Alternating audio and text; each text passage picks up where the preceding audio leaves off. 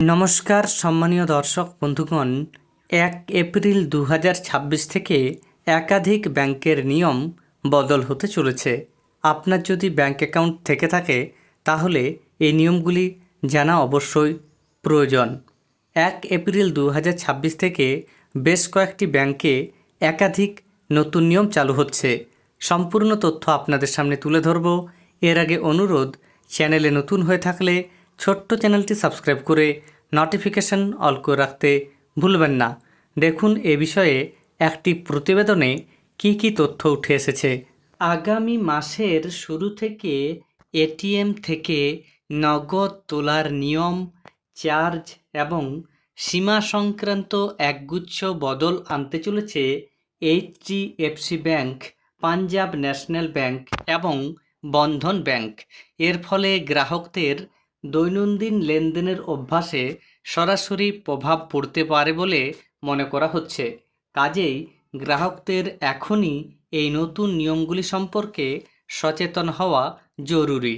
HDFC bank ATM থেকে UPI ভিত্তিক নগদ তোলার ক্ষেত্রে বদল আনতে চলেছে, যা সবচেয়ে উল্লেখযোগ্য পরিবর্তন বলে মনে করা হচ্ছে।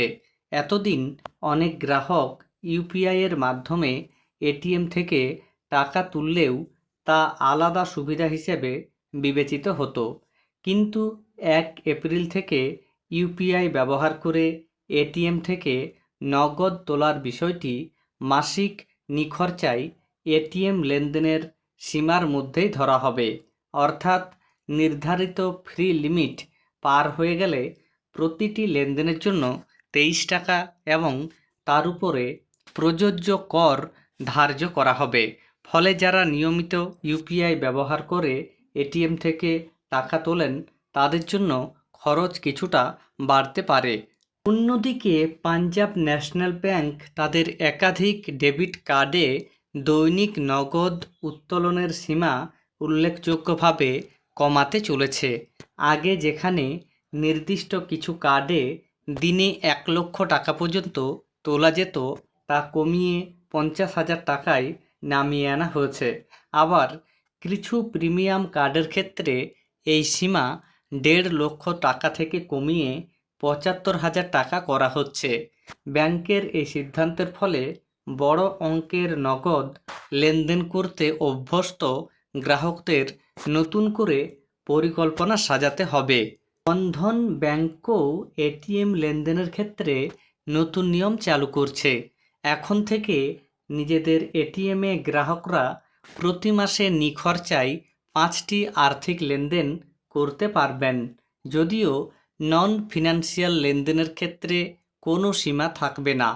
তবে অন্য ব্যাংকের এটিএম ব্যবহার করলে মেট্রো শহরে মাসে 3টি এবং নন মেট্রো শহরে 5টি বিনামূল্যের লেনদেনের সুযোগ মিলবে।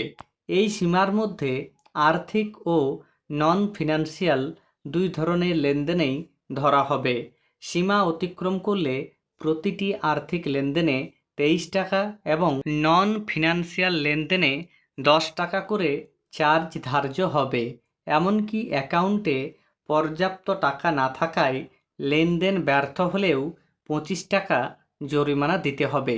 এই যে নিয়ম, এই নিয়মগুলি এপ্রিল মাস থেকে চালু হয়ে যাবে। ধন্যবাদ।